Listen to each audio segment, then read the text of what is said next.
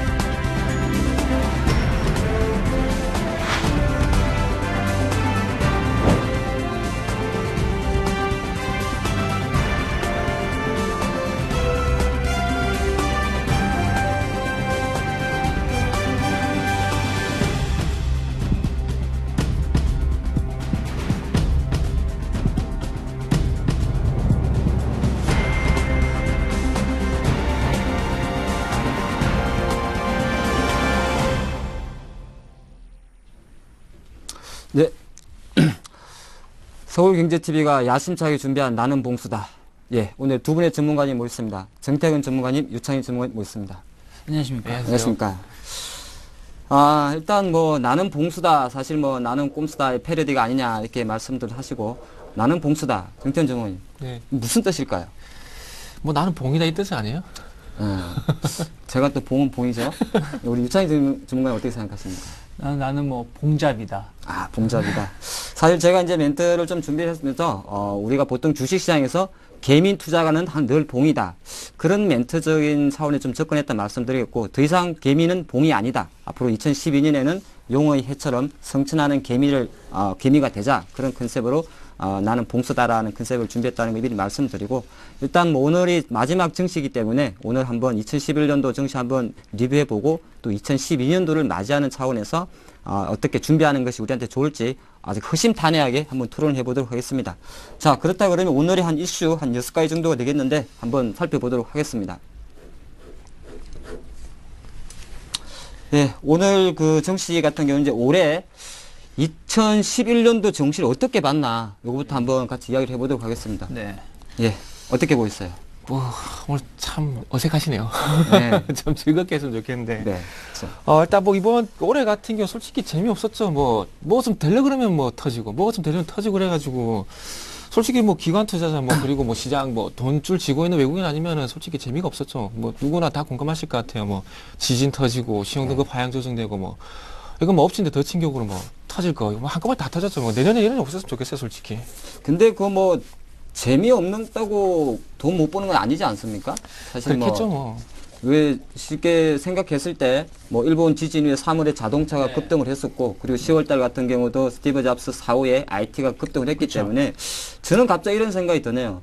시장이 항상 지수로 봤을 땐 제가 조금 전에 올 한 해가 작년 대비해서 한 10% 급락을 했는데 주식 투자가 개미 투자가 조금만 정신 바짝 차리고 집중한다 그랬을 때는 또 그렇게 나쁘지만 않았던 장이다 저는 그런 생각을 합니다. 네, 뭐 저도 뭐 마찬가지인데 일단 시장은 어떻게 보면 좀 난도질 당했었죠. 미국이나 유럽이나 특히 이제 북아프리카, 아랍권이나 해가지고 난도질 당했었는데 그 와중에서도 주도주라든지 시장에 가는 종목군을 잘 잡으셨으면 오히려 지금 흐뭇해하시는 분도 계시고요. 오히려 이제 뒷북이 치신다 그러죠 우리가. 네. 뭐 기존에 간다고 했던 종목군들 뒷북으로 뭐 싸게 산다라는 개념을 잘못 접근하셨던 분들은 어떻게 보면은 한 최근에 2, 3년 동안 수익 냈던 부분을 다 토해내고 오히려 손실이 나면서 마감했던 한 해가 아니었나 싶습니다. 그러니까 그런 것 같습니다. 저도 같은 생각을 했는데 사실 이 주식 투자라는 게요. 3월 달하고 10월 달에 잘 벌었다 그래도 뭐 7월 달 한 달 정도가 8월 급락하기 전에 그렇죠. 한 2100포인트 있었기 때문에 그때 뭐 증권사든 여타 또 유수의 기관들이 3000포인트 간다 이런 얘기 하다 보니까 한 큐에 당했을 수도 있지 않을까 그런 말씀 드렸고 저는 사실 뭐 2011년도 정시 같은 경우는 늘 그래 왔던 것은 제가 사실 요 바닥에 한 10년 조금 더 넘게 있었는데 시장이 좋아가지고 계속적으로 올라갔던 장은 한번 2007년도 처음 올라갈 때 그때 말고 나서는 사실 2008년도 리만 사태도 있고 그렇게 지수만 놓고 보면은 조금 안 좋았습니다만은 투자기에는 늘 있었지 않나 그렇게 말씀을 드리겠습니다. 근데 그 얼마만큼 잘 갈아탔냐가 문제겠죠. 그, 뭐 5월달 같은 경우 차정 잘 가다가 꺾여버렸고, 그리고 그렇죠. 나서 뭐 IT하고 스마트폰 갔는데, 모르겠어요. 주위에 뭐 그런 종목 사가지고 수익 냈다는 얘기를 들은 게 없으니까. 네. 일단은 뭐, 솔직히 뭐 2007년 같은 경우 벽에다 뭐 다트판을 그려놓고 이렇게 던졌을 때, 이렇게 던져가지고 뭐, 솔직히 찍으면 다 갔지 않습니까? 네. 그럼 뭐 2005년도 마찬가지예요. 근데 그런 시장이 안 온 이상은 뭐, 개인들 수익 내기 아무도 힘들죠. 아무래도, 뭐 주식시장 저 같은 경우 그래요. 뭐 시장이 어떻게 본다면은 뭐 이렇게 했죠. 뭐 누군가 벌면은 누군가 이럴 수밖에 없는데 항상 그 주체가 개인들밖에 안 되니까 뭐 어쩔 수가 없을 것 같아요. 그래서 뭐 2012년 같은 경우도 이런 패턴이 조금 많이 바뀌겠냐 그런 부분도 한 생각을 해봐야 될 것 같은데 제가 보기엔 뭐 돈 번 사람 솔직히 소수일 것 같아요. 소수일 것 같고 뭐 굳이 뭐 모르겠습니다. 저 같은 경우에도 그 어머님 계좌로 이렇게 주식을 조금씩 담고 있는데 이런 부분들 같은 게 제가 2, 3년 보고 있거든요. 그래서 뭐 개인 투자자들이 뭐 그렇게 좀 그 참을성 있게 뭐 워렌 버핏 얘기를 많이 하는데 뭐 그런 식으로 투자는 안 하잖아요. 그래서 그런 식으로 만약에 투자를 한다면은 모르겠지만 제가 어머님 것 그 같아요. 담고 있다고요? 네. 어떻게 됐어요? 지금 수익이죠. 아, 수익 있어요? 예. 그래서 내일 부산 내려가시는구나. 소고기 사신다 그래요. 축하드립니다. 저는 사실 그 주식을 하고 있습니다만은 가족이나 친지들 계좌 관리 안 하고 있습니다. 왜 안 하는지는 다 아시죠? 명절 때 못 내려갈 수가 있습니다. 그렇기 때문에 그런 거 좀 염두하시면서 주변에 혹시 주식 많이 하시는 분 있더라도 너무 친한 사람한테는 주식 투자 안 권하는 게 좀 좋다 그런 말씀 드리겠고 뭐 올해 정시 잠깐 정리해 드리면 좀 전에 말씀드린 바와 같이 지수로 봤을 때는 한 전년 대비해서 10% 하락을 했고 고점 한 2200포인트까지 가고 저점 1600포인트까지 왔습니다만은 실제적으로 돈을 벌고 안 벌고는 크게 제가 생각할 때는 시장 흐름과는 큰 상관은 없다 이런 생각도 좀 갖고 내년을 준비하는 게 좋다 말씀드리겠습니다. 자, 그러면 두 번째 이슈 보도록 하겠습니다. 자, 두 번째 이슈 같은 경우가 사실 이제 삼성전자죠. 삼성전자 계속 질주를 하고 있고 오늘도 삼성전자가 네. 한 106만 원 나왔고 근데 삼성전자 빼고 나면 사실 우리나라에 삼성전자밖에 주식이 없나 그런 생각할 정도로 비삼성전자 주식들은 뒷걸음질을 치고 있단 말이죠. 요 부분에 대해서 어떻게 생각을 하세요? 일단 뭐 기존 주도주 계속 연초부터 작년부터죠. 뭐 차화정 얘기했던 분들이 이제 어떻게 보면 끝물 타게 되는 그래가지고 좀 크게 손실을 보면서 마감하게 된 요인이 되지 않나 싶고요. 일단 지금 시장은 어떻게 보면은 1900에서 1700 사이에 박스권을 그렸었는데 다른 종목군은 계속 저점을 이탈하면서 밀리면서 삼성전자가 받쳐주지 않았나. 어떻게 보면 삼성전자 시가총액이 8월 말 정도죠. 9월 초에 보신다면 한 60만 원대 했던 가격대가 지금 100만 원 넘어갔기 때문에 삼성전자 혼자 시장을 이끌면서 조금 시장 강하게 올라왔다. 그렇기 때문에 이러한 비삼성전자죠. 이제 뭐 차화정이라든지 혹은 다른 종목군들은 여전히 조금 더 안 좋은 모습이 띌 수 있을 거라고 저는 개인적으로 생각하고 있습니다. 그러면 그 10월이죠. 네, 스티브 예. 잡스가 이제 병가로 죽었잖아요. 네, 예. 만약에 스티브 잡스가 안 죽었으면 우리 정치 어떻게 됐을까요? 근데 스티븐 잡스가 죽지 않았다고 하더라도 삼성전자는 계속 올라가지 않았나. 그러니까 그렇게 왜냐하면 지금 시장을 주도했던 부분이 삼성전자가 스티븐 잡스 때문에 올라간 것도 약간 있긴 하지만 결국은 스마트폰에 대한 이제 기대감 때문에 계속 올라갔던 거거든요. 실제 계속 받쳐주니까. 그렇죠. 그러니까 결국엔 갈놈은 어떻게 해서든 간다라고 보고 있습니다. 그렇겠죠. 뭐 가려면 가겠죠.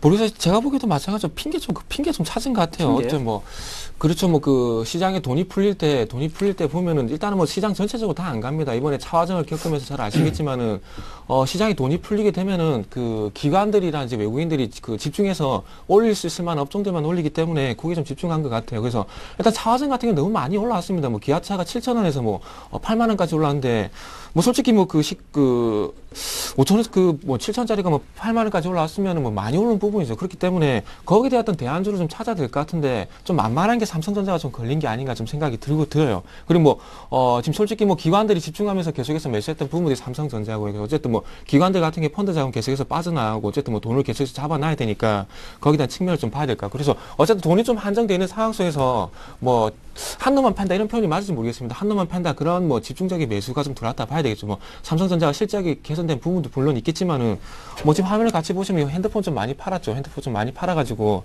올라간 부분이 있지만 어쨌든 뭐 다른 스마트폰하고 솔직히 아이폰은 좀 핑계일 것 같아요. 제가 보기에는.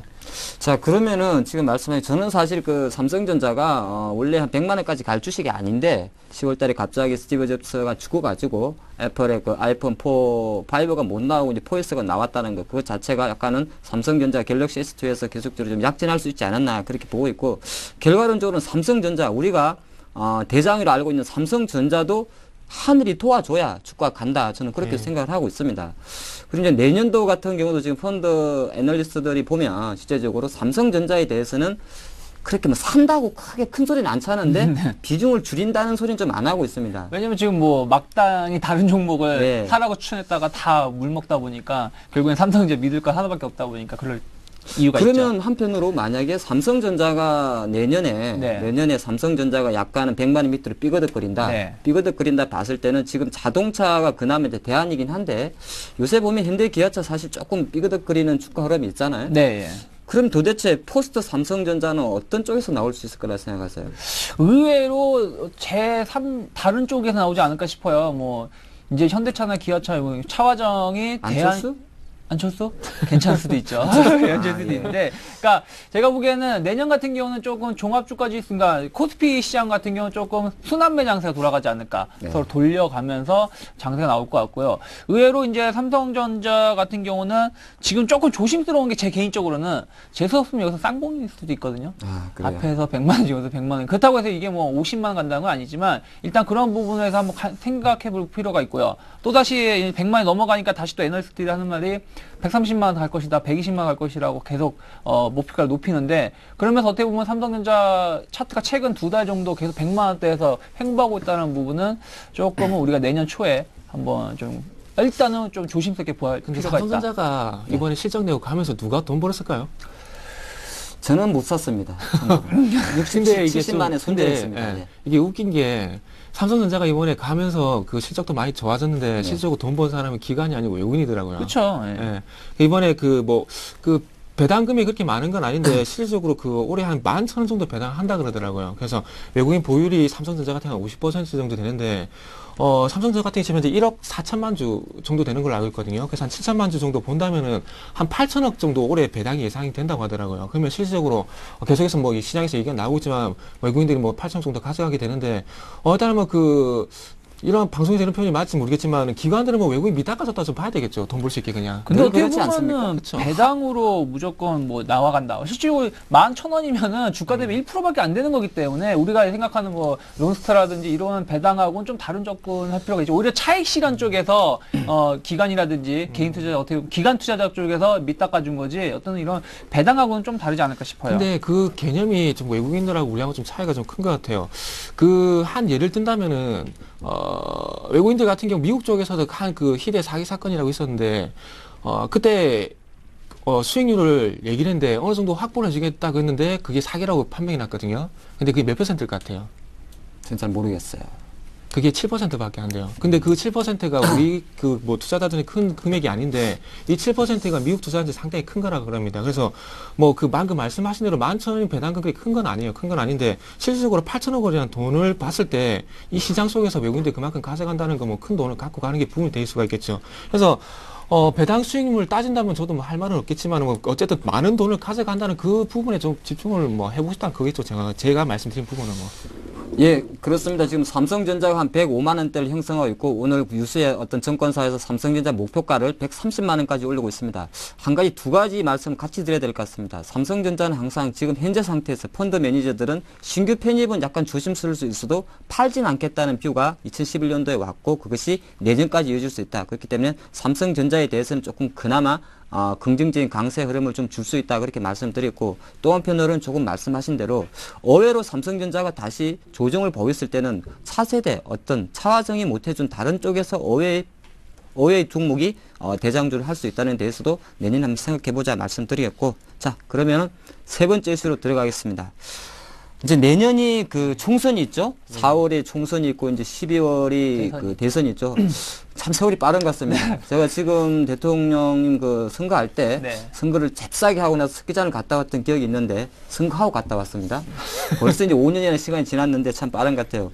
이런 생각이 갑자기 드네요. 확실히 지금 보면은 굳이 우리가 대선 테마주가 아니다 그래도 대선을 앞두고 나면 항상 이게 테마주가 좀 그 급등락이 많은 것 같아요. 그는 혹시나 이 대선이라는 것이 어떤 테마주의 놀이터다. 그런 이야기가 좀 나오고 있는데, 요런 거는 좀 어떻게 생각하세요?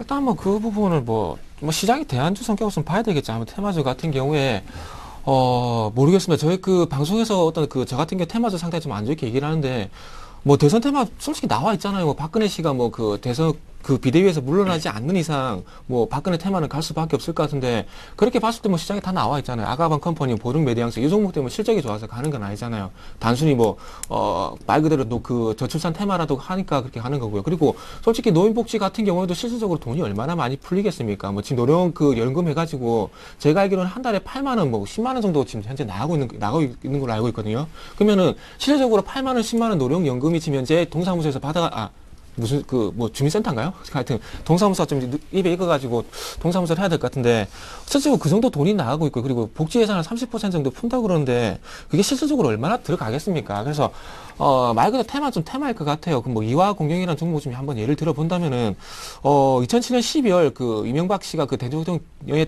당선이 되기 전까지 제가 알기로는 한 20배 간 걸로 알고 있거든요. 그러면서 당선되고 나서 바로 뭐 내리 꽂아버렸는데, 그렇게 본다면 지금 안철수 테마도 뭐 솔직히 그 종목 상담 들어올 때 안철수 테마 저 제일 진짜 하기 싫어요. 진짜 요 방송을 통해서 말씀드리는데, 안철수 이거는 진짜 어떻게 설명을 할 수가 없어요. 기술적으로 설명을 안 해도 테마 잘 가잖아요. 그러니까요. 이거는 뭐 굳이 목표가를 제시를 하고 뭐 이런 얘기할 의미가 없는 것 같아요, 지금. 제가 이런 말씀 한번 해드리고 싶네요. 지금 그 대선 테마주 보면 아가방 커플의 보령 매대항수 있지 않습니까? 지금 뭐 그 자녀 사실 이게 저출산 관련주라고 시장에서 이야기는 하는데, 이런 생각을 해보시죠. 지금 애들이 그 신혼 부부들이 애를 안 갖는 가장 큰 이유가 보육이라든지 양육에 대한 두려움도 많습니다. 그리고 돈이 많이 들죠. 근데 한편으로 정부에서 복지 예산을 드린다고 사람이 갑자기 뭐 돈을 이렇게 공격적으로 지원해 줄 것도 아니고, 유럽처럼 또 그런 상황에서 봤을 때는 뭐 그것 자체가 조금 말씀하신 대로 펀더멘탈이랑 이어지지는 않는다. 갑자기 뭐 정부에서 돈 넣어준다고 애를 한 명 놓다가 일찍 가서 두 명 놓지는 않지 않을 거 아닙니까? 또 그렇게 보시는 게 좋을 것 같고, 또 하나가 문화 트렌드 자체가 요새는 그루밍족이라는 표현도 있죠. 약간은 자기 개발이라든지 자기가 노는 데 많은 포커스를 맞추고 애는 좀 늦게 갖자는 그런 비유가 있다 보니까. 그럼 여가를 봐야겠네요. 여가 테마. 그렇죠. 아니, 테마성이 아가방 컴퍼니가 애기들 기재기 만든 회사는 그만큼 펀더멘탈은 좀 못 따라간다, 그렇게 보는 게 좋을 것 같고. 그리고 한 통계를 또 하나 봤는데, 애를 한 명 놓으면은 20살 대학 가기 전까지 돈이 한 8억 정도 들어간답니다. 많이 들어가라. 그러면 애를 두 명을 놓게 되면 한 16억이 든다는 얘기인데. 그래서 테마주를 하는 거 아닙니까, 그러면? 그러니까 그래요. 조금 전에 저출산 테마가 그 형성이 된다고 해서 애를 놓겠냐 그런 얘기를 하셨는데, 실질적으로 뭐 그 애를 놓고 나서 20살까지 대학 가기 전까지 키우는 게 8억이 든다는데, 누가 그 애를 놓겠습니까? 솔직히 그 뭐 저출산 정책을 한다 그래서 뭐 지금 현재 뭐 5살까지 뭐 그 보육원에 대한 지원 뭐 그런 얘기가 나오고 있는데, 솔직히 이 부분은 조금은 이게 복지라기보다는 제가 보기에 이런 말씀 드리면 좀 그렇지만, 제가 보기엔 뭐 배급이나 공산주의 뭐 배급이나 좀 틀린 부분은 없을 것 같아요. 일단은 뭐 그 어떤 잘 사는 사람 못 사는 사람 구분 짓는 건 좀 그런 부분이 없지 않아 있겠지만은 복지예산 말 그대로 평균적인 사람들에 비해서 조금은 그래도 어려운 사람들을 위해서 조금 평등한 권리를 갖기 위해서 돈을 푸는 거잖아요. 근데 이 부분이 뭐 잘 사는 사람 못 사는 사람 구분 없이 뭐 돈 다 풀어버리면은 그게 뭐 제가 보기엔 뭐 배급이나 뭐 별 차이가 없을 것 같아요. 근데 저희가 보기엔 테마주를 예. 대선 테마주로 보기보다는 오히려 이제 이후에 갈 수 있는 종목을 봐야 된다 보거든요. 그러니까 예를 들어서 2008년도죠. 2008년도에 대선 테마가 불었을 때도 결국에는 테마는 테마로 끝나고 오히려 그 이후에 큰 종목들, 대형 종목들, 뭐 어떻게 보면 이제 이명박 대통령과 관련이 있을 수 있는 현대그룹이라든지 다른 관련된 정책과 관련된 건설 관련된 종목들이 많이 올라왔었거든요. 그렇다면은 누가 대통령이 되면서 어떤 테마가 부느냐는 어떻게 보면 단기적인 흐름이에요. 결국은 그거는 그들만 큰 형님들의 놀이터고 실질적인 작업은 애널리스트라든지 외국인 펀드 매니저의 그 자금은 결국에는 누군가가 대통령이 됐을 때 그 정책과 관련된 종목군들, 특히 그와 관련된 대형주, 큰 업종군에서 결국 수익을 크게 낼 수 있다. 그다음 그런 종목군들을 우리가 찾으면서 만약에 박근혜에 관련된 테마가 분다라면 저출산이나 어떤 보육이다. 그러면 이 보육과 관련해서 대기업들이 준비하고 있는 게 있다는 거죠. 그리고 뭐 다른 제3정 뭐 예를 들어서 만철수가 씨가 된다고 한다고 하면은 안철수 관련된 거면 뭐 소프트웨어라든지 이런 관련된 게임이라든지 관련된 종목군이 분명히 있을 거라는 거죠. 그럼 그러한 종목군들이 저평가되어 있거나 앞으로 성장성이 있는 종목군들을 길게 보면서 접근하셔야지 그냥 단순하게 오늘 상한가 잡기 혹은 5% 뛰기 이런 식으로 접근하신다면 분명히 여러분들의 계좌는 한 두세 달 안에 마이너스 50%나 깡통 계좌가 될 수 있다. 그러니까 그냥 테마로 접근하는 게 아니라 그 테마는 그냥 무시를 하시고 길게 봤을 때 그러한 것들이 어떻게 정말로 다른 대형 정말 알찬 실속 있는 종목군들이 어떻게 움직이고 있는지를 좀 관심 있게 보시는 게 좋을 것 같아요. 그러면 실버 사업 봐야 되지 않을까요? 잠깐 여기서 제가 한 가지 이제 말씀드리고 싶은 게 있네요. 사실 어저께도 지금 대북 관련 테마에 대해서 금감원에서 조사를 한다. 그리고 또 불과 한 달 전에 금감원에서 대선 테마주에서 조사를 한다 이런 이야기 나오지 않습니까?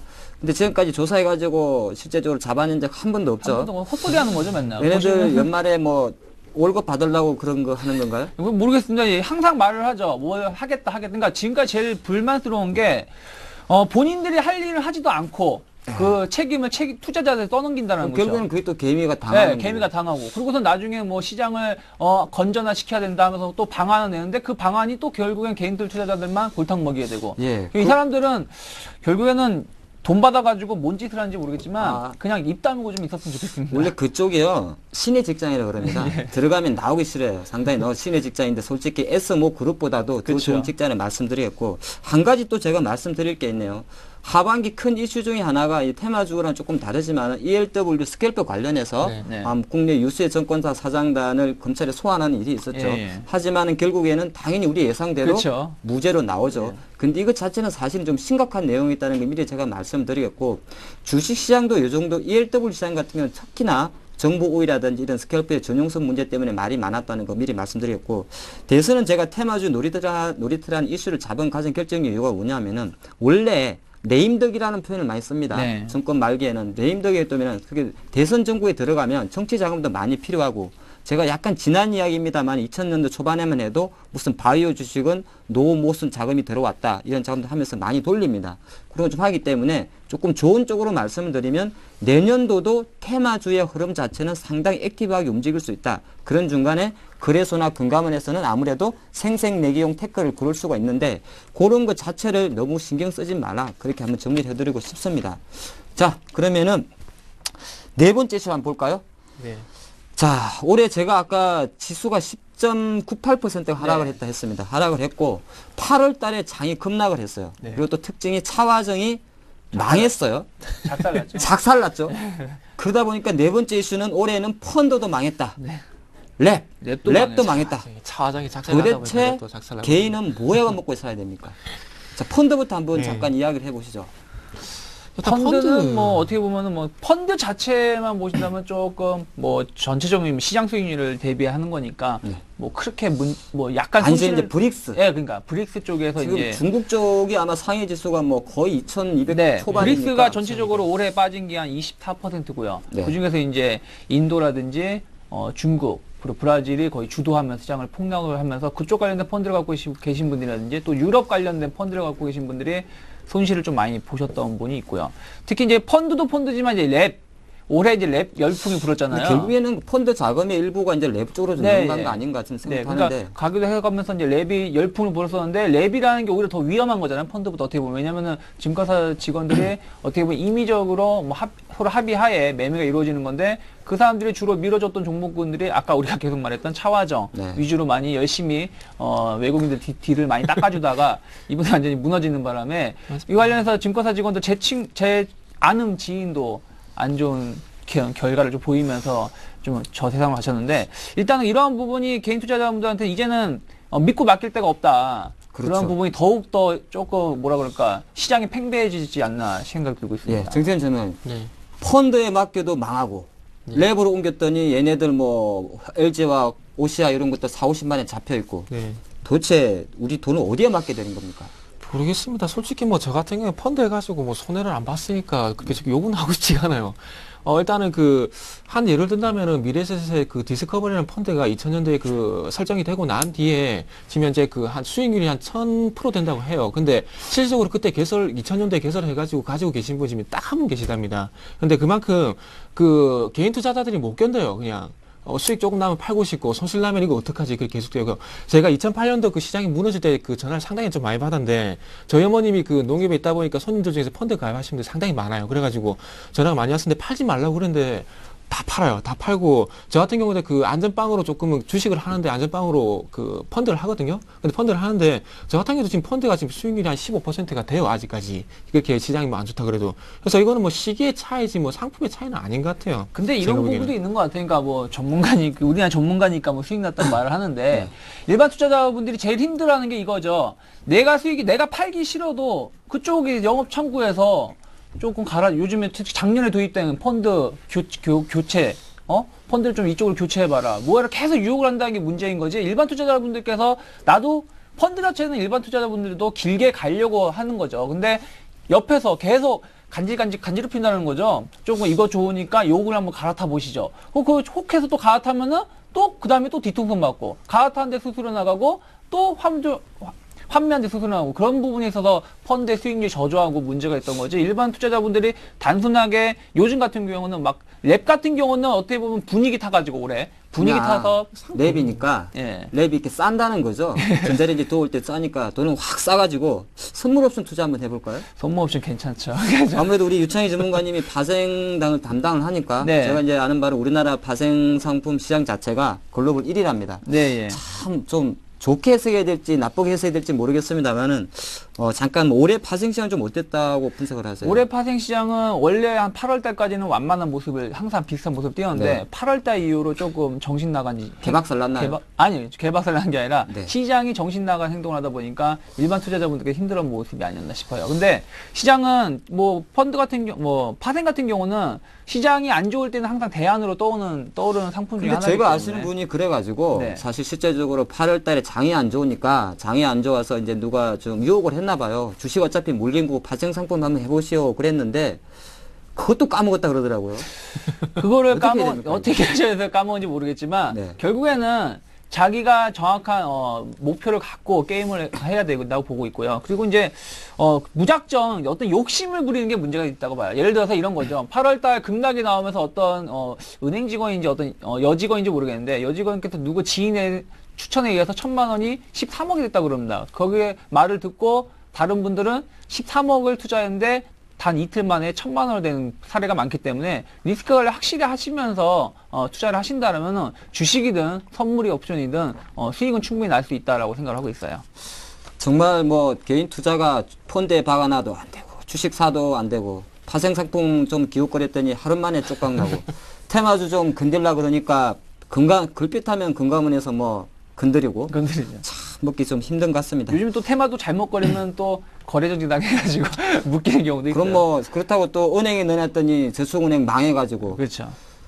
도저히 답이 없는데. 자, 이쯤에서 올해 우리 시청자 대표님 한 분 있고 급히 방송을 보시고 전화를 주셨다 그래가지고 시청자 한번 잠깐 통화 연결 한번 해보겠습니다. 자, 안녕하세요. 네, 안녕하십니까. 수고하십니다. 예, 안녕하십니까. 예, 수고하십니다.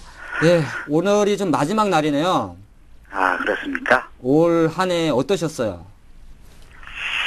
저는, 주식한 지가 한 4월 달부터 했구나. 아, 올해 그때 4월부터 주식하셨어요? 예, 예, 초보자죠. 예. 그래서 이제 아까 그 어떤 분이 말씀하시는 거 똑같이, 나 그 직원한테 이제 계좌를 관리했거든요. 네. 그래서 그 직원이 관리를 해주면 수익이 날 줄 알고. 안 났죠? 그냥 시키는 대로만 했습니다. 안 돼요. 이제 그렇게 했는데, 네. 아이고, 수익 그냥 아주 손실이 아주 컸습니다. 그래서, 예. 내가 그 직원한테 내가 찾아가서, 네. 왜 이렇게 이런 식으로 하느냐. 근데 그건 직원 얘기를- 잘못이 아니에요, 사장님. 아니, 글쎄, 이제, 네. 또 구체적으로 나한테 이제 그런 얘기도 안 하고, 네, 예. 사람은 그냥 종목만 추천해주면은, 그냥 전문가니까, 예. 수익이 나리라 하고 초보자들은 믿고 따라가죠. 예. 그러면은 그걸 아까 얘기했다시피 좀 이렇게 장기적으로 갈 수 있는데 어느 순간은 팔으라고 그러고 종목을 이쪽 저쪽으로 이렇게 옮기라 해가지고 거기에서도 아주 손실이 많이 났어요. 아, 예. 그런 개미 투자자들은 사실 증권사를 믿고 이렇게 투자하는 사람들이 많거든요. 예, 근데 시청자님 증권사에서 증권사도 그렇고 직원도 그렇고 일부러 그랬을진 않았을 거 아닙니까? 하다 보니까 그렇게 됐는데 예. 그렇지만은 그래도 어차피 지나간 건 지나간 거고 앞으로 혹시 증권사에 좀 바라는 점이 있다면 이런 거 정도는 좀 해줬으면 좀 제대로 해줬으면 좋겠다 그런 게 좀 있으세요? 예, 그렇죠. 이렇게 방송을 나도 지금 이제 많이 봅니다만은. 예. 그 방송을 하시는데 이제 보면은 아주 좀 이렇게 성의를 가지고 하시는 분들이 있더라고요. 그분들은 예. 이렇게 따라서도 해보고 했는데. 예. 그런 분들한테는 제가 좀 수익이 좀 있었어요. 아, 예. 네, 그런데 이제 우리 초보자들은 네. 그 매도 시기나. 네. 그 기업에 대해서 잘 모르지 않습니까? 예. 예, 그런 데서 이렇게 시간을 좀 대대해서. 예. 이렇게 좀 해줬으면 하는 바람이 있습니다. 그래, 올해 참 쉽지 않았던 것 같고, 올해 지금 우리 출연하신 분 중에서 우리 왼쪽에 계신 정태현 전문가 올해 수익이 플러스가 났다 그러니까 어떻게 하면 돈을 조금 더 벌 수 있는지 같이 한번 통화 한번 해보시겠어요? 예. 예, 시장님 안녕하세요. 안녕하세요. 네. 반갑습니다. 일단 어디서 전화 주셨습니까? 저는요, 종로구 승인동입니다. 네? 종로구 승인동. 종로구. 가까이 계시네요. 제가 어딘지는 잘 모르겠네요. 제가 서울 온 지 4년이 돼도 조금 서울 지리를 잘 모릅니다. 일단은 많이 답답하시죠? 아이고, 많이 답답했고요. 네. 그래서 실질적으로 내 주식을 안 하려고 그랬는데, 예? 어떻게 하면 돈을 벌까요? 할 거예요. 시장님, 어떻게 하면 돈을 벌까요? 어떻게 이렇게. 그래서 내가 지금 몰라서. 네. 좀. 근데, 있지 않습니까? 주식 방송이라든지 워렌 버핏 이런 얘기 많이 들어보셨죠? 네, 이제 좀 듣습니다. 네. 보면은 사놓고 시간을 기다리니까 수익이 났다 이런 얘기 많이 하지 않습니까? 근데 실질적으로 저도 투자를 그렇게 합니다. 그러니까 솔직히 주식을 하는 게 잦은 매매를 하면서 이렇게 회전을 높이 이렇게 하면서 재미가 있는데, 저도 조금 그래요. 그런 부분에 갖고 돈을 벌기도 하는데, 저도 솔직히 까먹고 그러거든요. 솔직히 전문가라는 그런 닉네임을 가지고 있긴 하지만. 근데, 일단 저 같은 경우에 조금 많이 빠졌을 때 조금 많이 사놓는 편입니다. 그러고 나 조금 시간에 대한 투자를 좀 많이 하고요. 그래서 아까 전에 방송 계속 보셨는지 모르겠는데, 그래서 지금 현재 실질적으로 제 계좌는 안 돌리고, 저희 어머님 계좌를 제가 돌리고 있거든요. 근데 그 계좌 자체도 지금 사놓고 조금 이번에 8월 달에 조금 맞았을 때 좀 사놓고 저도 기다리고 있어요. 그래서, 제가 생각하는 타이밍 같은 경우에는 돈이 한 번 더 풀리면은 은행 업종 이런 거 한번 생각을 하고 있는데, 실질적으로 은행 업종에 들어간 부분이 있고요. 그래서 어떤 잦은 공부를 하셔가지고 매매를 좀 잘 하시는 프로진이 아니시라면은, 저처럼 그냥 시간에 대한 투자, 어떤 정석적인 말씀일지 모르겠지만은 그렇게 하는 게 제가 보기 좀 더 나을 것 같아요. 예, 시청자님. 예. 혹시나 물어보는데, OCI 갖고 계십니까? 네, OCI 7월 달에 44만 4천 원에 사가지고요. 40만 원에요? 44만 4천 원이요. 누가 사라 그러던가요? 그 직원이 그 화학주만 다 사줬어요. 또 하나케미칼 아. 5만 100원에 사가지고 네. 가만 지금인지 알고 봤더니 전부 화학주만 사가지고 지점 한번 쳐들어가셨어요? 아니 뭐 손절을 할 때도 그냥 뭐 그걸 놓쳐버렸고 네. 그러면 저희 같은 사람은 초보자라 모르지 않습니까? 그러면 네. 그때 그 뭐 어려운 상황이 있었으면 이걸 손절을 시키든가 했어야 하는데 네. 그냥 가지고 있으면은 뭐 이거 뭐 너 다음에 다시 그 가격대 올 거라면서 가지고 있으라 해서 지금 계속 가지고 있습니다. 야 무식하게 예. 해야죠. 야. 그렇습니다. 사실 뭐 그 시장님 제가 정리를 해드리면요. 예. 그 아까 시청자님께서는 주식은 파는 게 어렵다 말씀하셨잖아요. 예. 그 파는 게 꼭 수익 나서 파는 것도 어렵지만은 사실은 그보다 더 어려운 게 손실 날 때 파는 겁니다. 근데 제가 그 OCI 같은 거를 제가 예를 든 거는 우리 그 종목을 추천했던 직원도 사실 그런 대외 변수가 발생할 줄은 몰랐던 거고요. 근데 중요한 거는 그 이후에 4개월 동안 어떤 액션도 서로가 안 했다는 거. 이것 자체가 조금 더 심각한 문제라 저는 생각이 들어요. 그래서 앞으로 뭐 어떤 그 거래 하실 때는 조금 더 이제 과거 경험 사실 돈이라는 벌써 날아갔습니다만은 주시장은 또 기회가 있습니다. 그렇게 보시고 뭐 저희 서울경제방송 조금 퀄리티 있는 방송 아니겠습니까? 그래서 좀 지켜봐 주시고 내년이 용띠라 그러더라고요. 뭐 용이 이제 그 상상의 동물입니다만은 승천하는 기념으로 내년에는 더 대박 나시기를 바라겠습니다. 고맙습니다. 예, 그리고 제가 또 그 더 드릴 말씀이 있어요. 그러니까 아까 제가 조금 그 너무 정석적인 재미없는 말씀 드렸죠. 시간에 투자라는 얘기.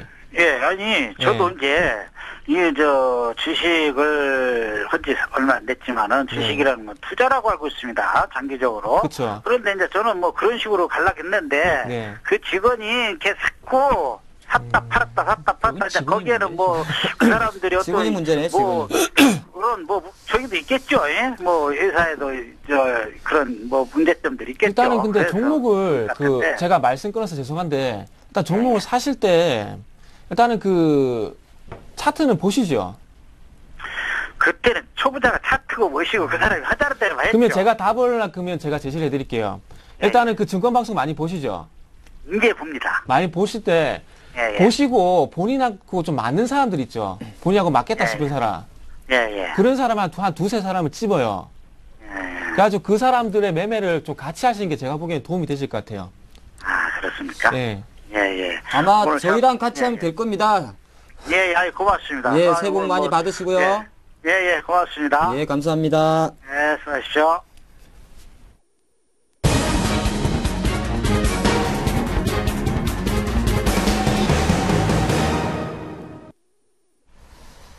이제 올해는 끝이 났고 내년도 한번 준비를 해보겠습니다. 제가 그 내년도 국내 25개 정권사의 어떤 그 지수 예측치를 보니까 2012년도는 상저하고다. 제 기억에 지금까지 정시 예측치고 상저하고 안 나온 적이 없는 것 같습니다. 그렇죠. 뭐 모르겠다는 소리죠. 결국은 이런 거죠. 그게 아니라 모르겠다가 중요한 게 아니라 이런 거죠.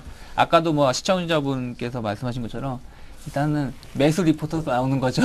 일단 사라. 연말이는 오를 거니까. 그러니까 매수 리포터인지 매수 리포터 그냥 무조건 사라. 그러니까 우리나라 증권사들은 항상 하는 얘기는 그거예요.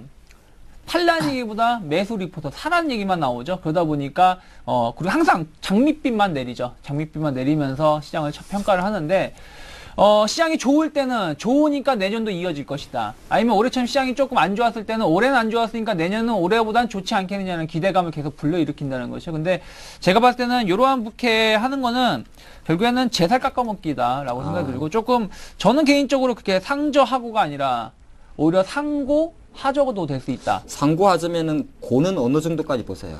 고는 개인적으로 한 2,000 정도까지는 보고 2,000 있습니다. 정도? 개인적으로 2,000에서 2,050까지는 보고 있는데 그것도 이제 잘 돼야지 가는 거라고 보고 있고요. 오히려 저는 재수 없으면은 여기서 누가 1,700이라 말했는지 모르겠는데 정신 나간 사람이죠. 1,700 언제든지 깰 수 있다고 볼 수 있고요.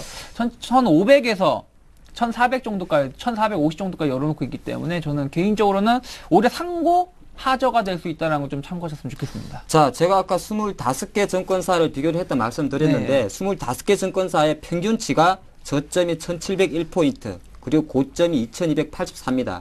근데 여기서 유일하게 고점을 제시한 증권사는 하나증권사에서 하나증권에서 2,430포인트를 제시했고 약간 저점을 제시한 증권사는 대우증권하고 동부증권에서 1,550포인트를 제시했습니다. 근데 이건 크게 중요한 게 아니고 그거 빼고 나면 나머지 한 20개 이상의 증권사가 하단 목표를 뭐 1,800도 있습니다. 사실 오늘 한 큐에도 내려갈 수 있는 분들은 무슨 생각을 이렇게 하는지 모르겠어요. 1,800포인트가 있고 대부분이 한 1,700포인트를 잡고 있는데 우리 정태현 전문가님은 네. 어떻게 지수 뭐 솔직히 지수라는 게 예측한다고 맞추는 돈 버는 건 아니지만은 네. 뭐 어떻게 생각을 하세요? 일단 뭐 그거보다 나 이 사진이 마음에 안 들어 지금. 나 다음 이 사진 하면 안 나올 거야. 이 사진 나오면서 안 나올 겁니다 이제. 왜 마음에 안 드세요? 사진은 본인이, 그냥 마음에 본인이 안 찍어놓고서 사진이 마음에 안 들면 어떡해요? 가끔씩 본인이 마음에 안 들 때도 있는 거예요. 근데 요때가 딱 그때인 것 같아요. 그러니까. 마음에 안 들어도 저때 우리가 같이 찍은 걸 알고 난 저 사진이 마음에 드는데. 부끄러지겠어요. 마음에 안 들어도 정신은 해야죠. 네, 어떻게 보세요? 일단 솔직히 말씀드리면 모르겠어요. 그 뭐 예측하는 게 뭐 의미가 있겠습니까? 솔직히 말하면. 그렇죠. 왜냐면 어떻게 보면 경제학자 중에서 유명한 경제학자께서 말씀하시는 게 자기는 지금까지 경제 예측 단 한 번도 틀린 적이 없다 그래요. 네. 그래서 그 비결이 뭐냐 그러니까 한 번도 예측을 한 적이 없다. 그렇기 때문에 한 번도 저는 그런 건 아니에요. 한 그런 건 번도 틀린 적이 아니고 없다 모르겠어 그러는데 솔직히. 뭐 그런 관점입니까? 아니 그런 게 아니라 그런 뭐 경제학자가 아니잖아요. 그냥 그런 부분이 아니라 나 솔직히 모르겠어요. 자. 아니 그 뭐 상장하고 얘기를 하는 게 일단은 그 이런 얘기 나왔잖아요. 이런 얘기 나와가지고 이게 내년 초반에 해결되지 않겠나 그 얘기잖아요. 그게 그렇죠. 해결되고 뭐 그 이해는 갈 올라가는 거다. 그건데 솔직히 뭐 그 내가 메리켈 총리도 아니고 제가 뭐 그 골드만삭스 거기다 직통전화를 엮는 것도 아니고 그걸 어떻게 알아요 그걸. 자, 일단 정리를 하면 사실 2012년도 4개 큰 이슈는 4가지 정도가 있습니다. 상반기에 많이 몰려있는 유럽의 유럽 문제, 그리고 지금 계속적으로 나오는 중국, 그리고 저성장, 저금리. 크게 봤을 때는 4가지가 지금 현재 이슈면서 내년의 키워드다 말씀드리겠고, 사실 이제 약간 강세 요인으로 보는 것이 말씀하신 대로 상반기 정도에 유럽 뭐 신용경색으로 인한 신용등급 강등이라든지 국채가 많이 몰려있지 않습니까? 그것 때문에 해소가 되고 나면 조금 좋아질 것이다. 그리고 3월 이후에 우리나라 총선도 있고 또 총선이 사실 우리나라만 있는 게 아니잖아요. 외국 다 있죠. 있다 보니까 이제 총선을 앞두고 나서 그동안 통화 정책보다는 재정 정책에서 좋은 경기 부양 근데 이야기가 이런 부분도 나온다. 생각해봐야 돼. 근데 네. 그 부분은 누구나 다 하는 거잖아요. 근데 그렇죠. 우리가 솔직히 뭐 일본 대지진이 저기도 나오지만은 일본 뭐 지진이 일어날까 생각도 못 했잖아요 우리가. 그러니까 그거는 천재지변이죠. 중요한 건 이거라고 봐요. 그러니까 뭐냐면은 상저하고고 상고하저고 이걸 떠나서 뭐가 문제냐면은 연초에 주가가 빠지고 연말에 올라와봤자 본전도 안 된다는 거예요. 시장이 예를 들어서 지금 여기서 말하는 것처럼 올해보다도 더 높이 올라간다라면 수익이 날 수 있지만 결국에 연초에 빠졌는데 그게 어디까지 빠지고 올라온 반등치가 약하다 그러면은 상저하고는 의미가 없다라는 거죠. 그렇기 때문에 지수를 보시기보다는 우리 앞에서 좀 얘기했었지만 종목을 잘 선택하는 게 중요하다라고 항상 생각하고 그런 거 있습니다. 아니겠어요? 연초 되면은 항상 사람들이 그 뭐 좋은 것만 생각하잖아요. 그러니까 내년에는 오르겠지, 올라주겠지 이런 기분이 있지 않습니까? 그렇습니다. 그런 거 정권사 연장해서 보고서 25개 보고서 아예 버리십시오. 버리시고 뭐 상고하저고 상저 말도 어렵네요. 어쩌겠습니까? 좋습니다. 2012년도 제가 예전에 본 영화가 기억이 나는데 사실 2012년도 영화 보니까 그 지구가 조금 안 좋게 저도 되더라고요. 그게 걱정이 속도가 되죠. 되는데 저도 그게 속도가 되려 걱정이에요. 그러면은 그 영화에 보면은 돈이 많아야 무슨 배를 승선한 네. 티켓을 확보할 수 있습니다. 그러려면은 내년에 뭐 해야 되죠? 돈을 벌어야 됩니다. 자, 마지막 이슈.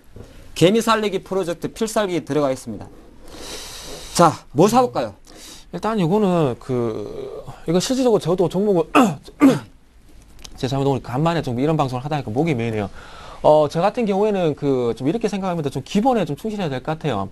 일단 뭐 시장이 어렵게 되니까 뭐 계속 돈 풀잖아요. 돈 풀게 되면은 뭐 다시 한번 유동성 올 것 같은데 돈 풀면 그 돈이 솔직히 어디로 들어가겠습니까? 제가 보기엔 은행 쪽 들어갈 것 같거든요. 은행 쪽 들어가게 되면은 뭐 솔직히 금융주 사야 될 것 같아요. 뭐 차화정 다 해먹었고 IT 또 해먹었죠. 그러면은 뭐 대안주로 뭐 은행 쪽 찾아야 될 것 같은데 은행 쪽 같은 지금 한 2년 정도 지금 못 가고 있거든요. 아니 근데 네. OCI 50만 원 사가지고 20만 원 물린 사람이 은행주 신한지주 4만 원 사가지고 8만 원 카야 본전인데 그런 거 말고 날라갈 거 없습니까? 그거는 뭐 솔직히 사람마다 틀린 거죠. 네. 그 솔직히 뭐 그 OCI 50만 원에 산 사람도 있고 20만 원에 산 사람도 있는 건데 그걸 다 평균적으로 다 계산을 할 수가 없는 부분이죠. 근데 만약에 뭐 2012년 얘기잖아요. 2011년 얘기가 아니라 2012년 얘기니까 2012년도에 뭘 사볼까 그걸 물어봤으니까 나 같으면 은행업종 사겠다 그런 얘기죠 뭐. 아, 좋습니다. 저는 그럼 개인적으로 저도 은행업종은 그러니까 금융업종을 자체를 좋게 봐요. 그러면 네. 올해 외국인이 유일하게 순매수했던 부분이 금융 쪽에서 몇 조를 근데 매수. 금융주는 원래 실제로 그 배당이 실적이 좋지 않았습니까? 네, 뭐. 주가는 못 갔지만 배당이 좋았고. 네, 그러니까 배당도 있고 그런 분들이 또 특히 네. 보험 쪽에서 많이 투자를 했는데 네. 개인적으로 뭐 금융주는 항상 좋게 보고 있어요. 왜? 어쨌든 주식 시장이 가려면 금융주가 같이 가져야 되는 그 영향이 있기 때문에. 금융주라 하면 은행, 증권, 보험이 있는데 콕 전 집어서 말씀하시면 개인 쪽은 조금 보험 쪽에. 보험 쪽에. 네, 보험 쪽에 좀 관심이 좀 있고요. 은행 같은 자동차는 가망 없습니까? 자동차는 쳐다도 안 본 지 한 1년이 아. 넘어가지고 죄송합니다. 그리고 의외로 네. 저는 의외로 지금 제약이나 예. 의외로 바이오 관련된 산업군들 좀 관심이 좀 있거든요. 내년에. 왜 그러냐면은 제약주 같은 경우 악재는 계속 나왔어요. 올해도 뭐 리베이트라든지 약값 인하율이라든지 이런 부분 나왔지만 이러한 부분 이제 충분히 해소가 되어 있고 해소가 된다라면 오히려 그 부분이 반사 이익으로 갈 수 있다. 그리고 바이오 같은 종목군들도 의외로 요즘에는 이제 예전처럼 테마로 가는 게 아니라 실적이 어느 정도 받쳐주고 있는 게 있거든요. 임상 실험이라든지 해서 그러한 어디죠? 종목 어디요? 종목군들이 그걸 얘기해 주셔야지. 그 어디에 종목을 말하기에는 좀 위험한 게 있어서 그래서 약간 이제 그러한 좀 종목 그러한 업종군의 제약 같은 거라든지 또 그리고 내년에는 또 역시 결국에는 우리가 소비 관련된 종목, 그러니까 특히 이제 통신 같은 경우도 LTE 서비스 좀 네. 있잖아요. 물론 이제 정태현 전문가님 좀 안 좋아하는 종목 주식 중에 하나인데 회사 중에 하나죠. 그래서 하는 건 아니에요. 네, 그런데 어쨌든 그러한 종목군들을 저는 개인적으로 내년에 한번 포트를 한번 짜볼까라는 생각을 좀 하고 예, 있습니다. 좋습니다. 그러면 우리 유창희 전문가님은 그래서 큰 주식 중에서는 금융 섹터에서 보험 섹터, 네, 그리고 테마 그리고 쪽은 역시나 제약이나 네, 꼭 테마 쪽이 아니더라도 약간 그렇죠. 중소형주 중소형주는 제약인데 제약도 제약이 뭐 일반 제약 쪽보다는 이제 바이오 관련된 예. 종목군을 좀 보고 제가 있습니다. 내년도 12월 마지막 날 다시 한번 정말 뭐가 갔는지 한번 체크해 볼 거라는 말씀 미리 드리겠고, 우리 정태현 전문가님은 그러면 거래소 쪽에서 그래도 좀 유망한 아까 말씀하신 은행 금융 쪽은 중복이 되니까 네. 다른 거 하나 하고, 테마라면 테마, 뭐 개별이면 개별 어떻게 좀 정리 좀 네, 해주세요. 일단은 준비를 못한 걸지 물어보시네요, 또. 일단 모르겠습니다. 일단은 그 부분이 될지 모르겠는데, 그 스마트폰이 계속해서 좀 발전을 하고 있거든요. 그래서 제가 보기엔 요게 계속해서 스마트폰은 계속해서 가지고 가야 될 것 같아요. 그래서 그럼 지금 IT 이제, 부품주 말씀하시는 나갈 거죠? 것 같은데, 여기 휘는 그 핸드폰이 나온다고 그래요. 실질적으로 이렇게 딱딱한 핸드폰이 아니라 휘는 핸드폰이 나온다 그러는데, 그쪽으로 본다면 뭐 LTE도 계속해서 나올 것 같고, 어떤 4G 관련된 그 부품들 좀 보셔야 될 것 같아요. 그래서 저 같은 경우 와이솔 같은 종목들을 좀 보고 있고요. 그리고, 마찬가지로 그 아이 컴포넌트인가요? 실질적으로 그 광학필름 만드는 회사인데, 그런 쪽을 솔직히 좀 보고 있습니다. 그래서, 뭐 가는 놈이 솔직히 잘 가잖아요. 뭐 차증이 꺾이긴 했지만 일단 가는 놈이 잘 갈 것 같으니까 일단 뭐 핸드폰 뭐 이거 생활 필수품이잖아요. 품이잖아요. 핸드폰도 좋고 핸드폰도 먹고 오히려 이제 소프트웨어 쪽에서 요즘 관심이 있기 때문에 네. 그쪽도 아 보고 맞다. 그리고 그 하드웨어 쪽보다는 네, 좀 소프트웨어 쪽으로 좀 관심이 좀 가지고 보고 볼것 있고, 또 같아요. 하나가 의외로 저는 내년에 그러니까 코스피 시장보다 오히려 코스닥이 어떻게 보면 최근 4, 5년 동안 계속 박스였거든요. 이게 돌파가 되면 더 중소형주의 매기가 더 쏠릴 수 있기 때문에 대안이 될 수 있지 않을까. 그러니까 예. 이쪽에 좀 더 포커스를 두셨으면 좋겠습니다. 자, 정리해 보겠습니다. 두 분 모두 내년도 장을 그렇게 좋게 보는 것 같지는 않습니다. 그래서 주식 말해달라 그랬더니 제약이나 바이오 이렇게 말씀하셨고, 핵심은 확실히 그렇습니다. 내년도 경기도 상당히 불확실하다. 그렇지만은 삼성전자를 순두로 한 IT 부품주, 그리고 대선을 순두로 한 대선 쪽의 관점에서는 유헬스케어라든지 바이오에 대한 관심이 계속적으로 필요하다, 이런 말씀 드리겠고, 저도 같은 말씀 하나 드리면 제가 생각할 때는 내수 쪽에서는 역시나 지금 잘 가고 있는 음식료 업종은 계속적으로 갈 수 있다. 그리고 딱 하나 조금 더 매력이 있는 거는 건설 업종에 대해서도 조금 베팅할 볼만하다, 이렇게 정리를 해드리겠고, 사실 지금 보면 엔젤 산업 요새 좀 잘 가고 있죠. 그래서 저는 사실 실버 산업도 중요합니다만 최근에 꼬마들 출산율은 낮지만은 애기들이 위한 돈을 쓰고자 하는 부모들의 욕구가 상당히 크기 때문에 엔젤 산업으로 대린되는 오로라라든지 예림당, 대원미디어 같은 개별 종목들도 계속 관심을 가질 필요가 있다 말씀을 드리겠습니다. 오늘 좀 사실 좀 우후죽순하면서 우리가 2011년도 잠깐 리뷰도 해봤고, 네. 내년도 좀 전망을 해봤습니다만은, 자, 마지막으로 한마디씩만 하면서 마치도록 하겠습니다. 네, 뭐 2011년도는 상당히 하반기 좀 고생을 많이 하셨는데 2012년도에는 여러분들이 잘 하신다면 기회는 언제든지 온다. 그러니까 매년 시장은 기회가 옵니다. 주식시장에서도 10배, 20배짜리는 매년 나오기 때문에 그러한 이렇게 욕심까지는 그런 종목까지 못 찾더라도 꾸준한 수익은 낼 수 있는 시장이다. 그러니까 본인의 입장하고 본인의 자금의 규모, 그러니까 그리고 자산의 성격을 맞춰서 투자를 하신다면 충분히 수익을 낼 수 있다라고 생각이 들고요. 2012년도도 저희 서울경제하고 같이 하신다면 여러분들이 언제나 계좌에 빨갛게 하트가 나올 수 있는 그러한 기회가 될 수 있으니까 항상 저희를 좀 관심 있게 봐주셨으면 좋겠습니다. 예. 짧게 부탁드립니다. 네, 뭐 제 넥타이 같은 색깔이 뭐 밝을 것 같네요. 일단은 그 심장이 이쪽에 있습니다. 심장이 이쪽에 있는데 여기가 딱 뭐지? 좀 아련한 생각을 하게 되면 여기가 많이 점이죠. 그렇게 해서 이렇게 본 다음에 뭐 부모님, 뭐 가족 이런 생각을 많이 하는데 하여튼 여기가 좀 따뜻한 그런 한 해가 좀 됐으면 좋겠습니다, 저는. 예, 그렇습니다. 올해 2011년도 토끼 대단히 수고 많으셨고요. 새해에는 좀 더 내용 깊고 실속 있고 날아갈 수 있는 종목으로 접근하는 걸 미리 약속을 드리면서 개미 투자 여러분들 내년 2012년도 대박 기원하겠습니다. 자, 우리 같이 화이팅 한번 할까요? 개미 투자 화이팅! 화이팅!